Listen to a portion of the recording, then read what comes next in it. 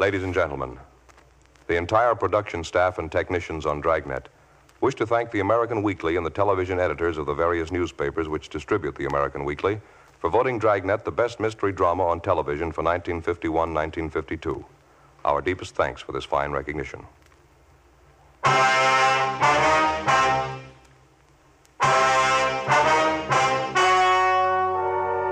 story you are about to hear is true. The names have been changed to protect the innocent.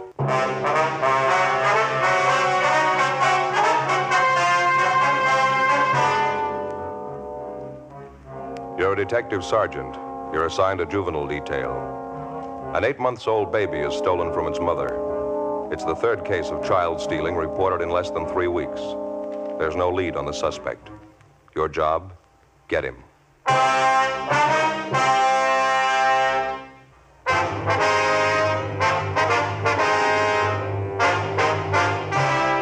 Dragnet, the documented drama of an actual crime. For the next 30 minutes, in cooperation with the Los Angeles Police Department, you will travel step by step on the side of the law through an actual case transcribed from official police files. From beginning to end, from crime to punishment, Dragnet is the story of your police force in action.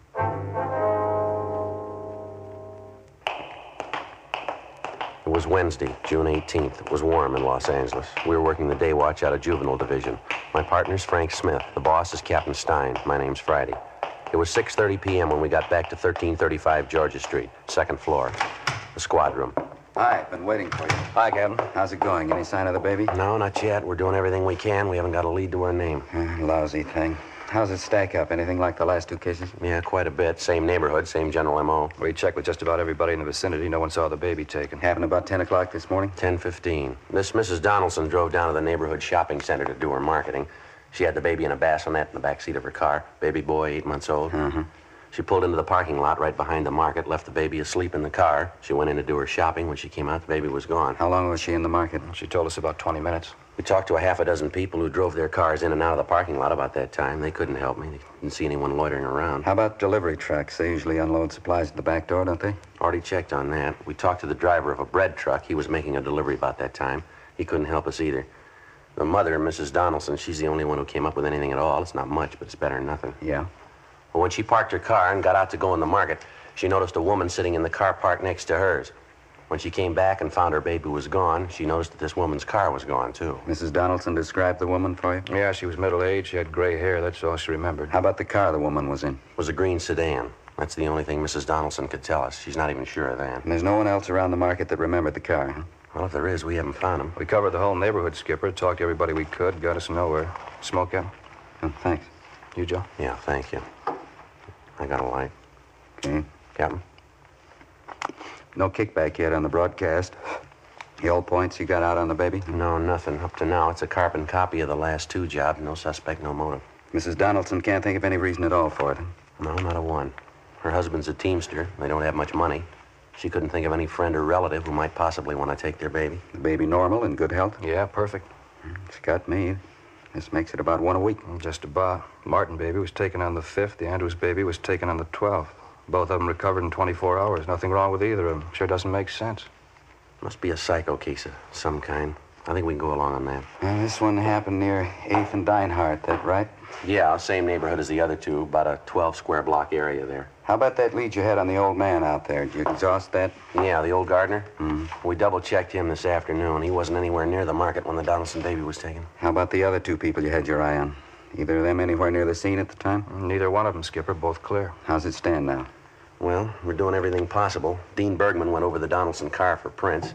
The bassinet, too. There's no word from him yet. Special detail from Metro Division still going over the neighborhood. Nothing from them either. No sign of any physical evidence, huh? I mean, besides any possible prints. No, nothing, Captain. The usual number of tips from people in the neighborhood. Checked on all of them. They went nowhere. Well, we've just about run the gamut on this thing. You have anything in mind? Well, Joe and I were kicking around an idea on the way back in. Figure it might be worth a try. I mean, providing we get the Donaldson case cleared. Yeah? Joe? Well, for one thing, we figure the neighborhood out there works in our favor. All 3 of the babies were taken in the same 12-square-block area. It's the strongest part of the M.O. that we got to work on. Now, if we get good enough coverage in that area out there, it might lead somewhere. What kind of coverage? Well, maybe a system of decoys, something to draw the suspect out at the right time, the right place. Makes sense. What have you got in mind? Well, Frank and I were figuring if we could round up half a dozen policewomen or so, let them work different points around the neighborhood and make it obvious that they're housewives. Yeah? Have each one of them with a baby carriage. Spot them at the shopping centers out there in that area. They leave the carriages outside the stores, go through the motions of doing their shopping, and cover each one of them. Mm-hmm. What do you do for bait? I think we can fake it, Skipper. Put a life-size doll in each of the carriages, keep it pretty well covered. For a chance it'll get us a nibble if we work it right. About half a dozen policewomen, that's what you figure? Yeah, I figure that ought to do it.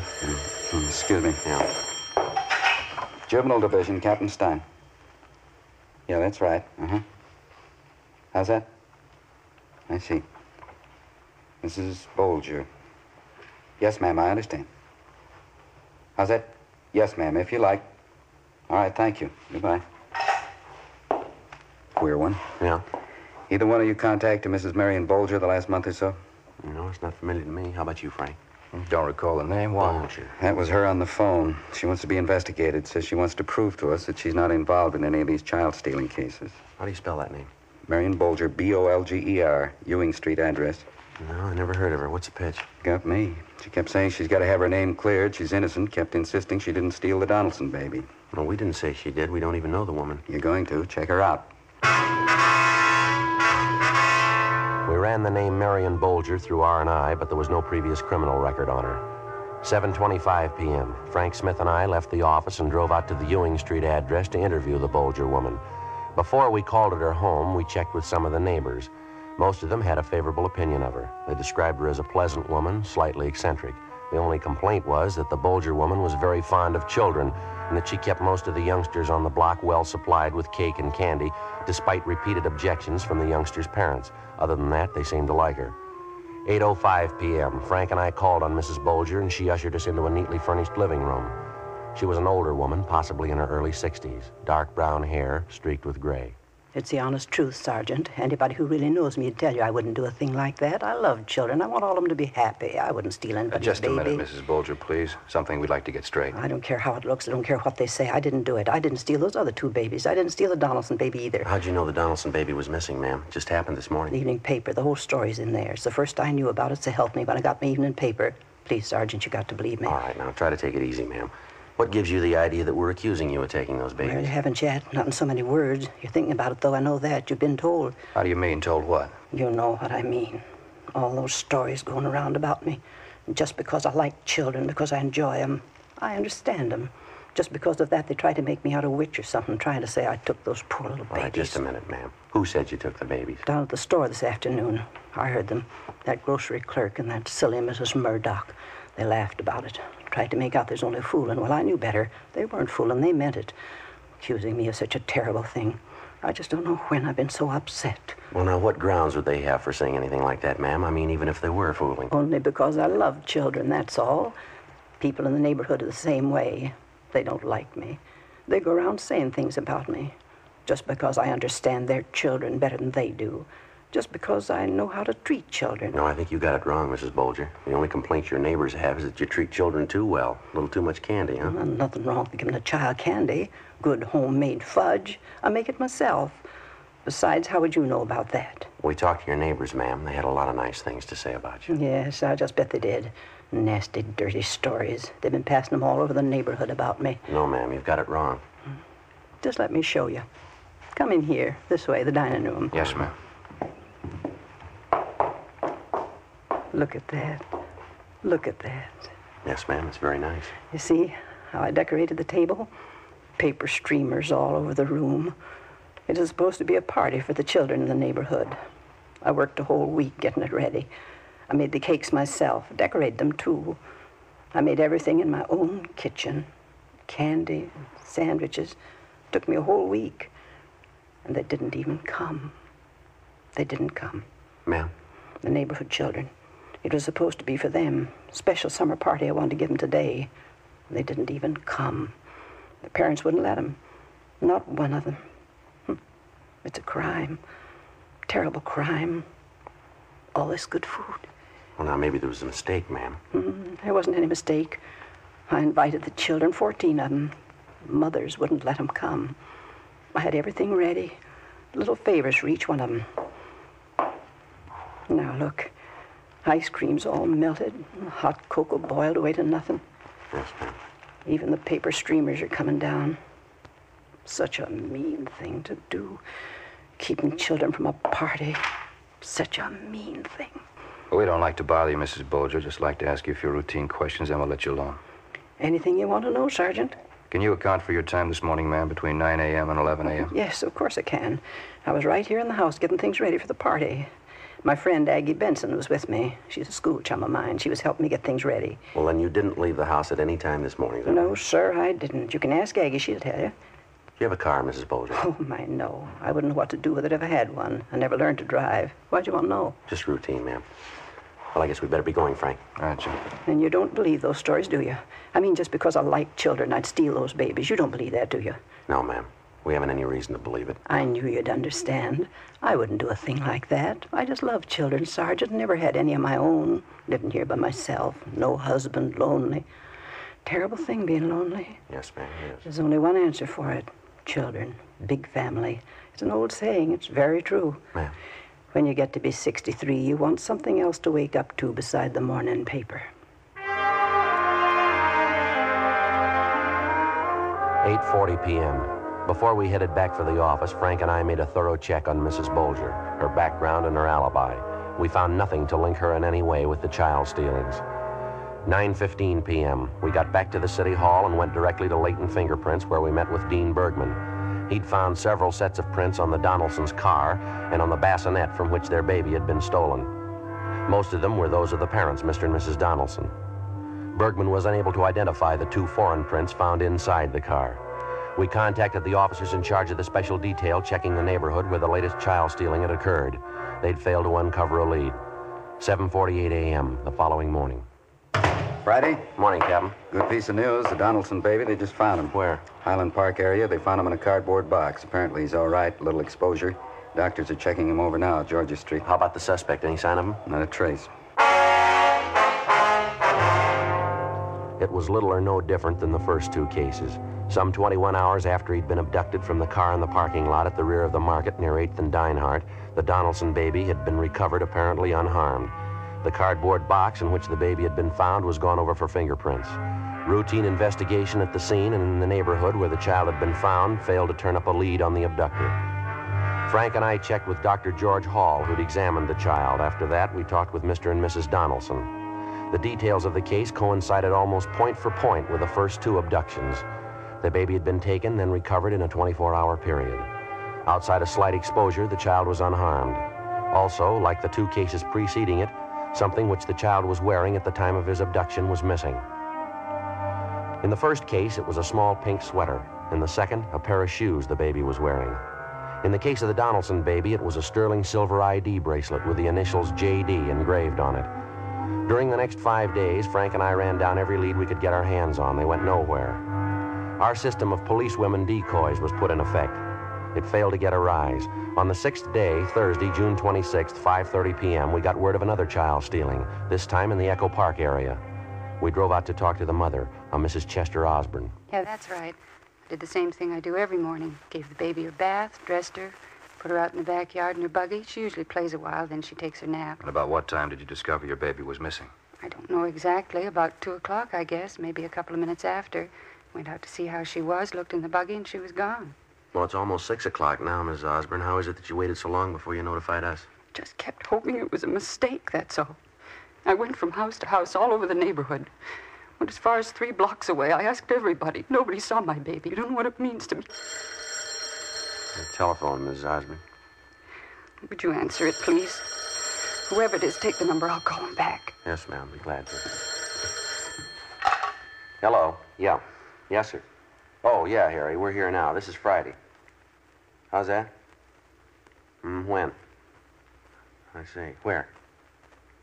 That's all. Uh-huh. Okay, Harry, thanks. Yeah, tell him we'll be right in. Right away. Okay, bye. Well, that was our office, Mrs. Osborne. You can stop worrying now. What? It was about your little girl. She's all right. What do you mean? I just found her 3 blocks from here. Again, with the lone exception of the time element, the Osborne baby's abduction resembled closely the 3 previous cases.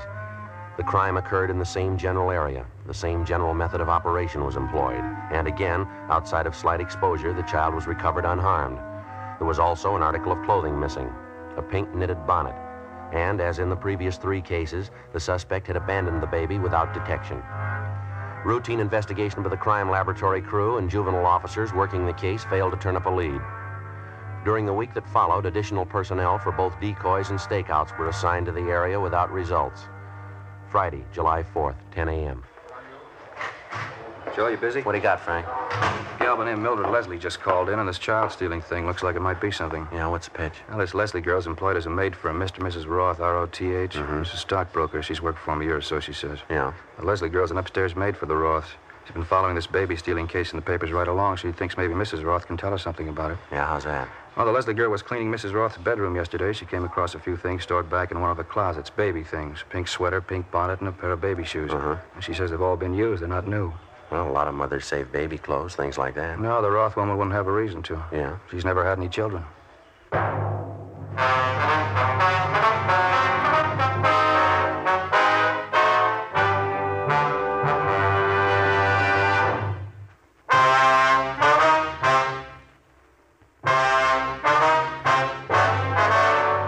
Friday, July 4th, 11 a.m.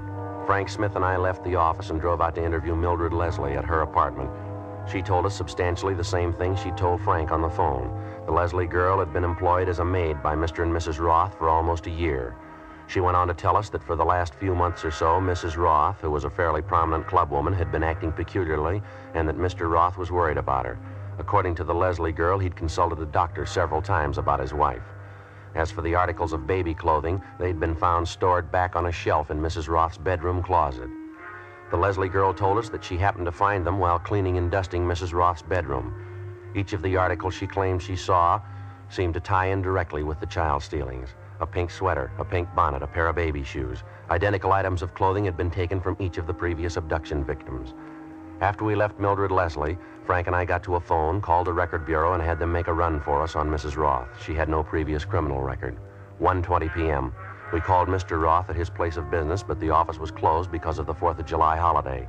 We got in the car and drove out to the Roth home, an old 2-story mansion just above Silver Lake Reservoir. Mrs. Roth wasn't at home. We interviewed her husband in the living room. What seems to be the trouble, Sergeant? Why would you want to see my wife? There's a few questions we'd like to ask her, Mr. Roth. Can you tell us where she is now? She took a drive with some friends of hers. I think they were going down to the beach club. Why?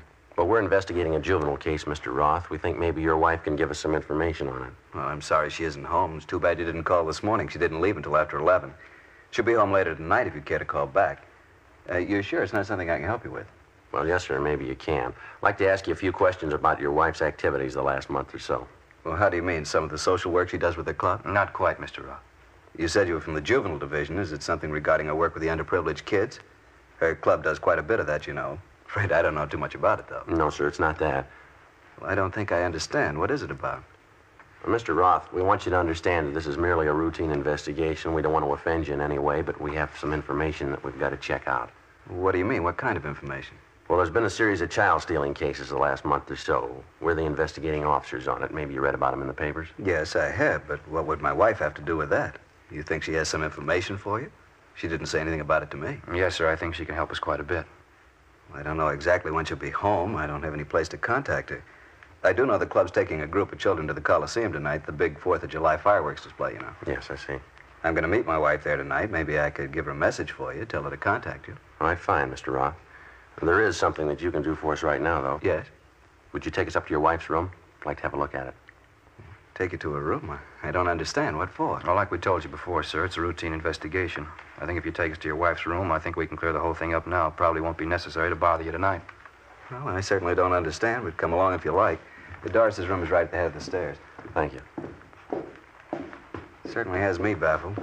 What would there be about Doris's room? It has to be investigated. We don't know that there is anything, sir. Just appreciate your cooperation. Not at all. We haven't anything to hide. Here we are. This is her room. Now, what is it you're looking for? And that's the bedroom closet, is it? Yes, that's right. Like to look at it if we could? Certainly. Go right ahead. All right. There's a shelf up there, Joe. Can you reach it all right? Yeah, I think so. What is it? What are you looking for? All right, here you go, Frank. Yeah. Pink bonnet, pink sweater. That's it. Here's the baby shoes. The ID bracelet. Yeah, initials J.D. Not much doubt. Yeah. Baby clothes. Bracelet.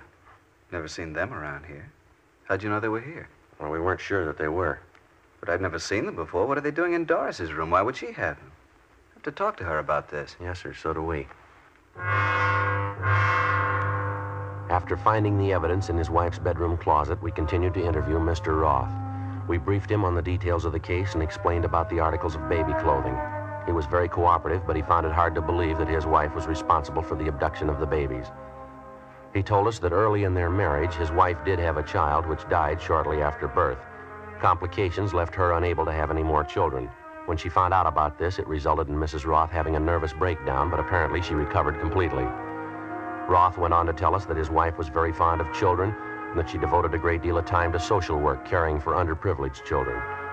He also told us that during the past month, with the recurrence of her nervous condition, she'd been under a doctor's care. Shortly after 8 o'clock that night, along with Mr. Roth, we drove to the Coliseum, where crowds of people were gathering for the annual July 4th fireworks display. Roth pointed out his wife. We went over and he introduced us. These officers would like to talk to us, honey. Let's step over here. Well, I can't leave the children alone. Can't we talk later? No, honey, it's pretty important. I think you better talk to them now. Well, all right. If you say so, you'll have to stay and watch the children, though. They'll be all right. We can keep an eye on them from over there. No, I can't leave them alone. You'll have to stay. Well, all right. Ma'am, I wonder if you step over here, please. Yes, all right. This ought to be all right here. Beautiful night tonight, isn't it? Children just love these things. I think they're just about ready to start the show. Yes. Just look at that. The colors. Isn't that gorgeous? Yes, ma'am. We'd like to drive you and your husband downtown to Juvenile Division. We'd like to talk to you. What do you mean? I can't leave now. I have these children with me. What did you want to see me about? What's the trouble? I think you know why we're here, Mrs. Roth. I don't. Why do you want to talk to me? Well, we can start here, ma'am. We were at your home this afternoon. Your husband showed us your bedroom, the closet. We found the things up on the top shelf. What? The baby clothes, the bracelet. Oh, beautiful. Just beautiful. How about it, Mrs. Roth? You want to come along downtown? Just baby clothes. Had them in my closet. It doesn't mean anything. I'm afraid you're wrong. It means a good deal, ma'am. You know that. Yes. All right. Would you want to tell us about it, Ms. Roth? Ms. Roth? Where do I start? There's no beginning. Just started. I couldn't help myself. What can I say? You just tell us what happened. Start any place. My baby died. Then they said I couldn't have any more. Guess it started then. I told my husband, told the doctor, too. They didn't understand. Nobody understands. It's all I wanted. My children, my own children. How about the Martin baby, Mrs. Roth? The first one you took. How'd that happen?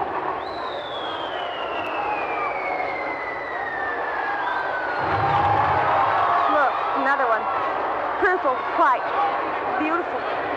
What about it, ma'am? The Martin baby? How'd that happen? I saw him in the baby carriage, outside the market there. Such a cute baby. Pulled the covers back, looked at him. I didn't think I was going to steal him. After I looked at him, I just wanted to hold him. Hold him close, so I picked him up.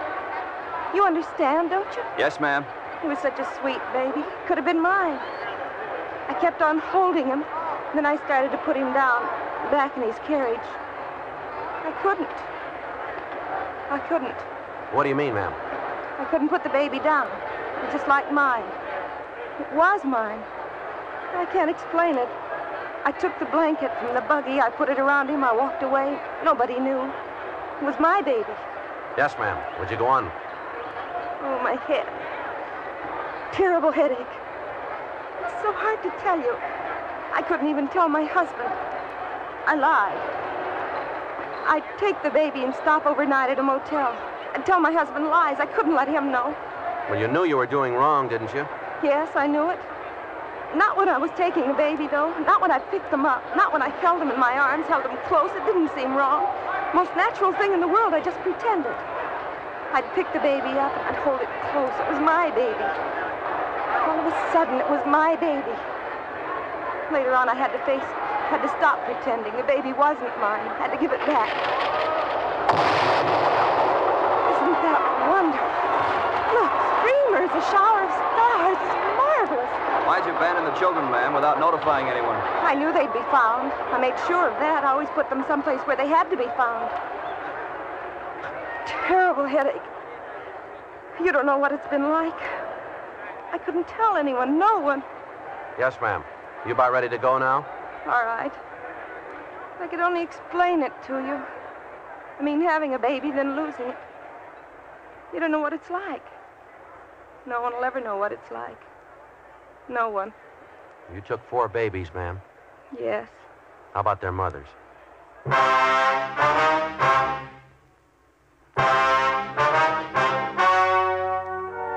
The story you have just heard was true.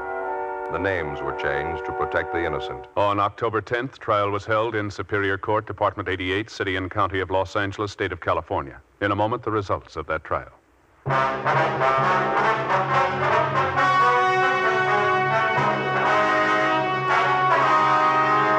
Doris Evelyn Roth was tried and convicted of child stealing under Section 278 Penal Code, 4 counts. She was placed on 5 years probation.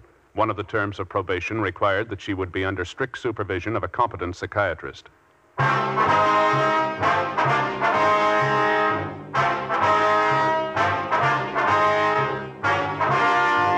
You have just heard Dragnet, a series of authentic cases from official files. Technical advice comes from the Office of Chief of Police W.H. Parker, Los Angeles Police Department. Technical advisors Captain Jack Donahoe, Sergeant Marty Wynn, Sergeant Vance Brasher. Heard tonight were Herb Ellis, Vic Perrin, Virginia Gregg. Script by Jim Moser. Music by Walter Schumann. Hal Gibney speaking.